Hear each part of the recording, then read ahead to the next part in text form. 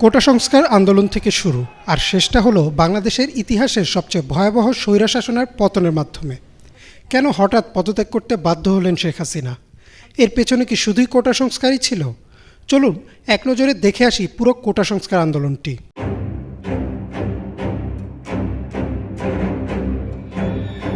1972 সালে বাংলাদেশের সরকারি চাকরির ক্ষেত্রে প্রথম কোটার প্রবর্তন করা হয়। 2018 সাল পর্যন্ত সরকারি চাকরির ক্ষেত্রে মোট কোটা ছিল 56%, যার মধ্যে মুক্তিযোদ্ধা কোটা 30%, নারী কোটা 10%, জেলা কোটা 10%, ক্ষুদ্র জাতিগোষ্ঠী কোটা 5% ও প্রতিবন্ধী কোটা 1%।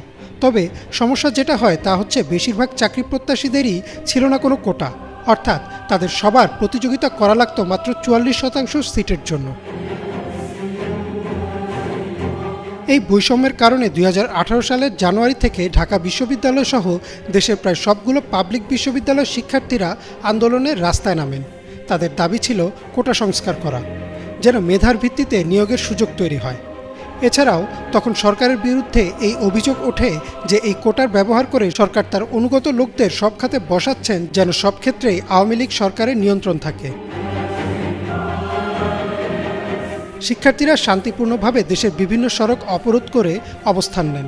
তাদের দাবির জবাবে তৎকালীন কৃষিমন্ত্রী মতিয়া চৌধুরী সংসদে দাঁড়িয়ে বলেন, মুক্তিযোদ্ধারা কোটা পাবে না তো কি রাজাকারের বাচ্চারা কোটা পাবে? তার এই বক্তব্যের ফলে ফেটে পড়ে ছাত্র সমাজ, আরও জোরদার হয় আন্দোলন। কিন্তু সেই আন্দোলন দমাতে সরকার পুলিশ ও ছাত্রলীগকে দায়িত্ব দেয়। একদিকে পুলিশ টিয়ারশেল ও লাঠিচার্জ করে, অন্যদিকে ছাত্রলীগের সন্ত্রাসীরা দেশীয় অস্ত্র নিয়ে ঝাঁপিয়ে পড়ে নিরস্ত্র ও সাধারণ শিক্ষার্থীদের উপর। এই হামলায় বহু শিক্ষার্থী গুরুতর আহত হয়। সামাজিক যোগাযোগ মাধ্যমে হামলার ভিডিও ছড়িয়ে যায় দেশ বিদেশে। সরকার ফেসবুক সহ বেশ কিছু সামাজিক যোগাযোগ মাধ্যম বন্ধ করে দেয়, কিন্তু ইতোমধ্যেই এই হামলার ঘটনা আন্তর্জাতিক গণমাধ্যমের নজর কাড়ে এবং অনেকটা চাপে পড়েই তৎকালীন প্রধানমন্ত্রী শেখ হাসিনা কোটা প্রথা বাতিল করে দেন এবং শেষ হয় আন্দোলন। 2018 সালের 4 অক্টোবর কোটা বাতিল করে প্রজ্ঞাপনও জারি করে সরকার। এরপর কেটে যায় 6 বছর। 2024-এর নির্বাচনে চতুর্থবারের মতো সরকার গঠন করে আওয়ামী লীগ। শপথ নেওয়ার 6 মাসের মাথায় 5ই জুন 2018-তে জারি করা প্রজ্ঞাপন বাতিল করে দেয় বাংলাদেশ সুপ্রিম কোর্টের হাইকোর্ট ডিভিশন এবং কোটা পুনর্বহাল করা হয়। ফলে আবারও ফুঁসে ওঠে ছাত্র সমাজ। এবার বৈষম্য বিরোধী ছাত্র আন্দোলনের নেতৃত্বে সারা দেশে পাবলিক বিশ্ববিদ্যালয়ের ছাত্ররা রাস্তায় নামেন। এবারও তাদের দাবি কোটা সংস্কারের। সরকারের বেশ কিছু মন্ত্রী বলেন, তাদের দাবির পক্ষে সুপ্রিম কোর্টে আপিল করা হয়েছে এবং বিষয়টি প্রক্রিয়াধীন রয়েছে। শিক্ষার্থীদের ধৈর্য ধরতে বলেন তারা। শুনানির দিন ধার্য করা হয় 7ই আগস্ট। কিন্তু ছাত্রদের বুঝতে আর বাকি ছিল না যে এটা সরকারের একটা কৌশল কোটা পুনর্বহাল করার। কারণ বিচার ব্যবস্থা থেকে শুরু করে প্রশাসনের সব ক্ষেত্রেই আওয়ামী লীগ সরকারের অনুগত। তাই তাদের দাবি ছিল সংসদে আইন পাশ করে কোটা প্রথা সংস্কার করা। 2024 সালের 14 জুলাই চীন পরবর্তী সংবাদ সম্মেলনে শেখ হাসিনা আন্দোলনকারীদের রাজাকারের নাতিপুতি বলে অভিহিত করেন। তার মানে কি মুক্তিযোদ্ধার সন্তান নাতিপুতিরা কেউ মেধাবী না, যত রাজাকারের বাচ্চারা নাতিপুতি হলো মেধাবী, তাই না? তার এই বক্তব্যের প্রতিক্রিয়ায় সেদিন রাতেই উত্তাল হয়ে ওঠে ঢাকা বিশ্ববিদ্যালয়, জাহাঙ্গীরনগর বিশ্ববিদ্যালয় সহ দেশের প্রায় সব পাবলিক বিশ্ববিদ্যালয়। শিক্ষার্থীরা স্লোগান দিতে থাকেন, তুমি কে আমি কে, রাজাকার রাজাকার, কে বলেছে স্বৈরাচার স্বৈরাচার। শিক্ষার্থীদের এই স্লোগানকে ইস্যু করে একে একে উস্কানিমূলক বক্তব্য দিতে থাকেন আওয়ামী লীগের সাধারণ সম্পাদক এবং সড়ক পরিবহন ও সেতুমন্ত্রী ওবায়দুল কাদের, শিক্ষামন্ত্রী মহিবুল হাসান চৌধুরী নফেল সহ অনেকেই। ওবায়দুল কাদের তার এক বক্তব্যে বলেন, এসব রাজাকারদের প্রতিহত করতে ছাত্রলীগই যথেষ্ট। তার এই উস্কানিমূলক বক্তব্যের পর সভাপতি সাদ্দামের নেতৃত্বে দেশীয় অস্ত্র নিয়ে ঠিক 2018-র মতো এবারও সাধারণ শিক্ষার্থীদের উপর হামলা করে ছাত্রলীগ। লাঞ্ছিত করা হয় নারী শিক্ষার্থীদেরও। তবে এবার আর শিক্ষার্থীরা চুপ থাকেনি, তারাও পাল্টা প্রতিরোধ গড়ে তোলে। সাধারণ শিক্ষার্থীদের প্রতিরোধের মুখে বিশ্ববিদ্যালয় হল ছেড়ে পালাতে শুরু করে ছাত্রলীগের নেতাকর্মীরা। একে একে দেশের প্রায় সব পাবলিক বিশ্ববিদ্যালয়কে ছাত্রলীগ মুক্ত ঘোষণা করে সাধারণ শিক্ষার্থীরা।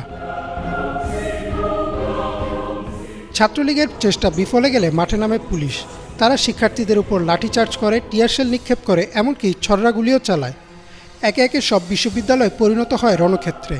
এমন অবস্থায় রংপুরে বেগম রোকেয়া বিশ্ববিদ্যালয়ের শিক্ষার্থী আবু সাইদকে পুলিশ নিরস্ত্র অবস্থায় খুব কাছ থেকে গুলি করে হত্যা করে। সামাজিক যোগাযোগ মাধ্যমে দ্রুত ছড়িয়ে পড়ে আবু সাঈদের হত্যার ভিডিও। এতদিন চুপ থাকলেও আবু সাঈদের মৃত্যুর পর মাঠে নামে বেসরকারি বিশ্ববিদ্যালয়ের শিক্ষার্থীরাও। শুধু বেসরকারি বিশ্ববিদ্যালয় না, সারা দেশের স্কুল ও কলেজের শিক্ষার্থীরাও যোগ দেয় আন্দোলনে। রাজধানী রামপুরা, উত্তরা, যাত্রাবাড়ি সহ দেশের অনেক জায়গায় শুরু হয় তুমুল সংঘর্ষ। 17 তারিখও ইস্ট ওয়েস্ট, ব্র্যাক, MIST বিশ্ববিদ্যালয় ও ইম্পেরিয়াল কলেজের ছাত্রসহ সারা দেশে অন্তত 10 জন নিহত হয়। পরদিন অর্থাৎ 18 জুলাইও চলে সংঘর্ষ। রামপুরায় বিটিভির ভবনে ধরিয়ে দেওয়া হয় আগুন, হেলিকপ্টার থেকে ছোড়া হয় গুলি। একের পর এক খবর আসতে থাকে ছাত্র হত্যার। সামাজিক যোগাযোগ মাধ্যমে ছড়িয়ে পড়তে থাকে এসব ভিডিও। অবস্থা ক্রমেই আইনশৃঙ্খলা বাহিনীর নিয়ন্ত্রণের বাইরে চলে যায়। 18 জুলাই রাত থেকে বন্ধ করে দেওয়া হয় ইন্টারনেট, ফলে পুরো বিশ্ব থেকে বিচ্ছিন্ন হয়ে যায় বাংলাদেশ। জারি করা হয় কারফিউ এবং রাস্তায় সেনাবাহিনী মোতায়েন করা হয়। তথ্য ও যোগাযোগ প্রতিমন্ত্রী জুনায়েদ আহমেদ পলক বলেন, শিক্ষার্থীরা ডেটা সেন্টারে আগুন দিয়েছে তাই বন্ধ রয়েছে ইন্টারনেট। কিন্তু ইন্টারনেট বন্ধের পেছনে ছিল এক ভয়াবহ পরিকল্পনা। সারা দেশে যোগাযোগ বিচ্ছিন্ন করে শুরু হয় ক্র্যাকডাউন। বিভিন্ন বাহিনীতে থাকা সরকারের অনুগত লোকেদের নামিয়ে দেওয়া হয় রাস্তায়। এবার আর ছররাগুলি না, চাইনিজ রাইফেল, অ্যাসল্ট রাইফেল ও পিস্তল নিয়ে একে একে গুলি করে মারা হয় নিরস্ত্র ছাত্রদের। শিক্ষার্থীদের বুকে ও মাথায় টার্গেট করে চালানো হতে থাকে গুলি। 19, 20 ও 21 জুলাই চলে এই গণহত্যা। ইন্টারনেট বন্ধ থাকায় গণহত্যার খবর খুব একটা প্রকাশ্যে আসেনি, কিন্তু 23 জুলাই ব্যবসায়ী ও আন্তর্জাতিক সংস্থাগুলোর চাপে পড়ে ইন্টারনেট চালু করতে বাধ্য হয় সরকার। তবে বন্ধ থাকে ফেসবুক, হোয়াটসঅ্যাপ সহ বেশ কিছু সামাজিক যোগাযোগ মাধ্যম। কিন্তু VPN-এর কল্যাণে সামাজিক মাধ্যমে একে একে প্রকাশ পেতে থাকে নৃশংস গণহত্যার ভিডিও ও ছবি। শুধু তাই না, প্রতি রাতে দেশের বিভিন্ন এলাকায় রাস্তার লাইট বন্ধ করে ব্লক রেড চালিয়ে আন্দোলনের সাথে জড়িত শিক্ষার্থীদের তুলে নিয়ে যায় পুলিশ। কারোই আর বুঝতে বাকি থাকে না কেন ইন্টারনেট বন্ধ করা হয়েছিল। এরই মধ্যে তৎকালীন ডিবি প্রধান হারুন-আর রশিদ বৈষম্য বিরোধী ছাত্র আন্দোলনের 6 সমন্বয়ককে নিরাপত্তার অজুহাতে ডিবি কার্যালয়ে আটকে রাখে এবং একটি লিখিত বক্তব্য পাঠ করায়, যাতে বলা হয় তারা সব আন্দোলন প্রত্যাহার করেছেন। কিন্তু শিক্ষার্থীরা বুঝে ফেলে যে এই বক্তব্য জিম্মি করে আদায় করা, তাই তারা আন্দোলন চালিয়ে যাওয়ার ঘোষণা দেয়। শেখ হাসিনার ক্ষমা চাওয়া, স্বরাষ্ট্রমন্ত্রী ও সাধারণ সম্পাদকের পদত্যাগ এবং সকল গণহত্যার বিচারসহ 9 দফা দাবি প্রস্তাব করেন শিক্ষার্থীরা। এদিকে শেখ হাসিনা একে একে বিটিভি ভবন, ভাঙচুর হওয়া মেট্রো রেলের স্টেশন পরিদর্শনে গিয়ে কান্না করেন, যা শিক্ষার্থী, অভিভাবক এবং শিক্ষকদের মধ্যে জন্ম দেয় চরম ক্ষোভ। তারা বলেন, এতগুলো মৃত্যুর চেয়ে মেট্রো রেল আর বিটিভির মূল্য বেশি। একে একে রাস্তায় নেমে আসেন মাদ্রাসার শিক্ষার্থীরা, অভিভাবক, শিক্ষক, অভিনয়শিল্পী, ব্যান্ড তারকা সহ সর্বস্তরের মানুষ। এমনকি আন্দোলনরত শিক্ষার্থীদের পাশে দাঁড়ান রাজধানীর রিকশা চালকরাও। সরকার চাপে পড়ে আশ্বাস দেয় যে সকল হত্যাকাণ্ডের বিচার করা হবে এবং আটক 6 সমন্বয়কদের ছেড়ে দিতেও বাধ্য হয়। নিহত শিক্ষার্থীদের স্মরণে 31 জুলাই সরকারিভাবে শোক ঘোষণা করা হয়। সারা দেশের ছাত্র সমাজ ও সাধারণ জনগণ সেই শোক প্রত্যাখ্যান করে এবং কালোর বদলে লাল রং ধারণ করেন। 31 জুলাই সম্পূর্ণ ফেসবুক ছেয়ে যায় লাল রঙের প্রোফাইল পিকচারে। আগস্টের 2 তারিখ বিকেলে আনুমানিক 2 লক্ষ লোক জড়ো হন কেন্দ্রীয় শহীদ মিনার প্রাঙ্গণে। সকল শ্রেণী পেশার মানুষের মধ্যে বয়ে যায় এক গণজোয়ার। অনেকেই একে বলেন দেশের ইতিহাসে সবচেয়ে বড় গণ অভ্যুত্থান। সেদিনই 6 সমন্বয়ক এক দফা দাবি তুলে ধরেন শেখ হাসিনার পদত্যাগ এবং 4 আগস্ট থেকে ডাক দেন অসহযোগ আন্দোলনের। শেখ হাসিনা শিক্ষার্থীদের আলোচনায় বসার আমন্ত্রণ জানান। তিনি বলেন, গণভবনের দরজা সবসময় খোলা আছে। তবে পরদিনই অর্থাৎ 3 আগস্ট উত্তরা, কুমিল্লা, মুন্সিগঞ্জ সহ দেশের বেশ কিছু জায়গায় পুলিশ ও ছাত্রলীগ হামলা চালায়। সেদিনও নিহত হয় বেশ কয়েকজন। 3 তারিখ রাতেই ওবায়দুল কাদের আওয়ামী লীগের নেতাকর্মীদের নির্দেশনা দেন পরদিন থেকে প্রতি ওয়ার্ডে ওয়ার্ডে প্রতিরোধ গড়ে তুলতে। এদিকে সেনাপ্রধান জেনারেল ওয়াকারুজ্জামান এক জরুরি বৈঠকে বসেন অন্যান্য সেনা কর্মকর্তাদের সাথে। সেই বৈঠকে সিদ্ধান্ত নেওয়া হয় সেনাবাহিনী আর গুলি চালাবে না, তারা সাধারণ মানুষের পাশে থাকবে। আর এই সিদ্ধান্তের পরই পরিস্থিতি পাল্টে যায় ছাত্রদের পক্ষে। 4 আগস্ট রবিবার সকাল থেকেই অসহযোগ আন্দোলনে যোগ দেয় শিক্ষার্থীসহ নানা শ্রেণী পেশার মানুষ। আন্দোলনকারীরা জড়ো হতে থাকে শাহবাগ, সায়েন্স ল্যাব সহ দেশের বিভিন্ন জায়গায়। বেলা 11টার পর থেকেই তাণ্ডব শুরু করে অস্ত্রধারী আওয়ামী লীগ, যুবলীগ ও ছাত্রলীগের নেতাকর্মীরা। এবং এই দিন পুলিশ নিষ্ক্রিয় ভূমিকা পালন করে। সম্পূর্ণ কোটা আন্দোলনে এই 4 আগস্ট ছিল সবচেয়ে রক্তাক্ত। এদিন পুলিশ, আওয়ামী লীগের নেতাকর্মী ও সাধারণ শিক্ষার্থী সহ শতাধিক মানুষের মৃত্যু হয়। শুরুতে কিছুটা পিছুপা হলেও অনেকটা পাবজি স্টাইলে পাল্টা আক্রমণ করে সাধারণ শিক্ষার্থীরা। এছাড়াও ঢাকাসহ দেশের বিভিন্ন জায়গায় ছাত্রলীগ কর্মীদের আক্রমণ থেকে শিক্ষার্থীদের রক্ষা করে সেনাবাহিনীর সদস্যরা, ফলে আওয়ামী লীগের সন্ত্রাসীরা পিছু হটতে বাধ্য হয়। 4 আগস্ট দুপুরে ঘোষণা আসে 6 August long march to Dhaka অনুষ্ঠিত হবে। তবে সারাদিনের চলা তাণ্ডবের কথা বিবেচনা করে 6 সমন্বয়ক ঘোষণা দেন পরদিনই, অর্থাৎ 5 আগস্ট হবে লং মার্চ টু ঢাকা।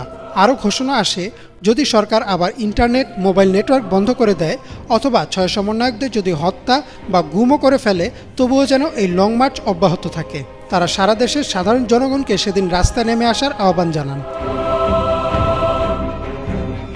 তাদের আহ্বানের সাড়া দিয়ে রাতেই ঢাকার দিকে যাত্রা শুরু করে মানুষ, যে যেভাবে পেরেছে, কেউ ট্রাকে, কেউ সিএনজিতে, তবে অধিকাংশই পায়ে হেঁটে আসতে থাকেন ঢাকার দিকে।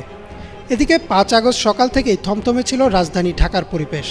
সকাল 10:30টায় শিক্ষার্থীরা শহীদ মিনারে জড়ো হওয়া শুরু করলে আবারও অ্যাকশনে নামে পুলিশ। ছোড়া হয় টিয়ার শেল, গুলি ও সাউন্ড গ্রেনেড। তবে 11টার পর থেকেই শাহবাগে নামতে শুরু করে সাধারণ মানুষের ঢল। বঙ্গভবন ও গণভবনে বাড়িয়ে দেওয়া হয় নিরাপত্তা। এদিকে সকাল 10টায় শেখ হাসিনা 3 বাহিনীর প্রধান ও পুলিশের আইজিপিকে ডেকে আরও বেশি কঠোর হওয়ার নির্দেশনা দেন। বেশ কয়েকটি সূত্র নিশ্চিত করেছে যে কোনো মূল্যেই তিনি ক্ষমতা ধরে রাখতে চেয়েছিলেন। সেনাপ্রধান ওয়াকারুজ্জামান শেখ হাসিনাকে পদত্যাগের উপদেশ দেন এবং বলেন পরিস্থিতি পুরোপুরি নিয়ন্ত্রণের বাইরে। আইজিপিও বলেন পুলিশও বেশি সময় কঠোর অবস্থান ধরে রাখতে পারবে না। শেখ হাসিনার বোন শেখ রেহানা ও পুত্র জয়ও বলেন পদত্যাগ করতে। পরে তিনি পদত্যাগে রাজি হন এবং জাতির উদ্দেশ্যে একটি ভাষণ রেকর্ড করতে চান। এদিকে 11টার পর থেকে রাজধানীর যাত্রাবাড়ি, শনিয়াখড়া, উত্তরা, সাভার দিয়ে কয়েক লক্ষ লোক ঢাকায় প্রবেশ করে। শাহবাগে তৈরি হয় এক জনসমুদ্র এবং সেই জনসমুদ্র যাত্রা শুরু করে গণভবনের দিকে। পরিস্থিতি ও দূরত্ব বিবেচনা করে সেনাপ্রধান শেখ হাসিনাকে 45 মিনিটের সময় বেঁধে দেন। তার ভাষণ রেকর্ডের প্রক্রিয়াও বাতিল করা হয়। 2টি লাগেজ নিয়ে গণভবন থেকে বিমান বাহিনীর একটি হেলিকপ্টারে শেখ হাসিনা চলে আসেন তেজগাঁও পুরানো বিমানবন্দরে। সেখান থেকে তিনি বঙ্গভবনে এসে রাষ্ট্রপতির কাছে পদত্যাগপত্র জমা দিয়ে আবার চলে যান বিমানবন্দরে। বিমান বাহিনীর একটি পরিবহন বিমানে শেখ হাসিনা ও শেখ রেহানা পালিয়ে যান দেশ থেকে। দুপুর 2টায় সেনাপ্রধানের জাতির উদ্দেশ্যে ভাষণ দেওয়ার কথা থাকে, কিন্তু সে ভাষণের সময় পিছিয়ে দেওয়া হয়। তবে 2টার কিছু পর থেকে খবর প্রকাশিত হয়ে যায় যে শেখ হাসিনা পদত্যাগ করেছেন এবং দেশ ছেড়েছেন। বাঁধভাঙা উল্লাসে ফেটে পড়ে শিক্ষার্থীসহ সকল শ্রেণী পেশার মানুষ। ঢাকার প্রতিটি রাস্তায় নামে আনন্দ মিছিল। লোকে লোকারণ্য হয়ে যায় সারা দেশের সব রাজপথ। জনগণ সব বাধা উপড়ে পৌঁছে যায় গণভবনে। যদিও ততক্ষণে দেশ ছেড়ে পালিয়েছেন শেখ হাসিনা। উচ্ছ্বাসে আনন্দে গণভবন থেকে শেখ হাসিনা ব্যবহার করা জিনিসপত্র নিয়ে যেতে থাকে আমজনতা। যদিও সেদিন রাতের মধ্যেই প্রায় 80 ভাগ জিনিস ফিরিয়ে দেন সাধারণ মানুষ। বেলা 3:30টায় সেনাপ্রধান জেনারেল ওয়াকারুজ্জামান আনুষ্ঠানিকভাবে জানান যে শেখ হাসিনা পদত্যাগ করেছেন এবং শীঘ্রই দেশে একটি অন্তর্বর্তীকালীন সরকার গঠন হবে এবং সেই সরকারের অধীনে হবে নির্বাচন। অবশেষে পতন হলো বাংলাদেশের ইতিহাসের সবচেয়ে বড় স্বৈরশাসকের। অনেকে হয়তো ভাবতে পারেন যে সামান্য এক কোটা সংস্কার আন্দোলন কিভাবে 15 বছর ধরে জেঁকে বসা এক শাসকের পতন ঘটায়। আসলে এই পতনের পিছনে শুধু কোটা সংস্কার ছিল না, সাধারণ মানুষের দীর্ঘ 15 বছরের ক্ষোভ, বিরোধী রাজনৈতিক দলগুলোর উপর চলা অত্যাচার, সীমাহীন দুর্নীতি ও লুটপাট, দ্রব্যমূল্যের লাগামহীন ঊর্ধ্বগতি, ছাত্রলীগ যুবলীগের অত্যাচার ও চাঁদাবাজি, বিচার বহির্ভূত হত্যাকাণ্ড ও গুম এবং সবশেষে শেখ হাসিনার অহংকার ও দাম্ভিকতার ফলে জনমনে যে ক্রোধের বারুদ জমা হয়, সেই বারুদেই আগুন দেয় কোটা সংস্কার আন্দোলন। আর বিশ্বের ইতিহাস সাক্ষী, যে কোনো দেশের যে কোনো স্বৈরশাসক যখনই ছাত্রদের বুকে গুলি চালায়, তখনই তার পতনের দিন গণনা শুরু হয়। জেনারেশন জেড বা জেনজি তাদের বুকের তাজা রক্ত ঢেলে এনে দিয়েছে নতুন স্বাধীনতা। এখন আমাদের সবার দায়িত্ব নিজ নিজ অবস্থান থেকে এই স্বাধীনতাকে রক্ষা করা। ইমরান মাহমুদ, বাংলা ভিশন।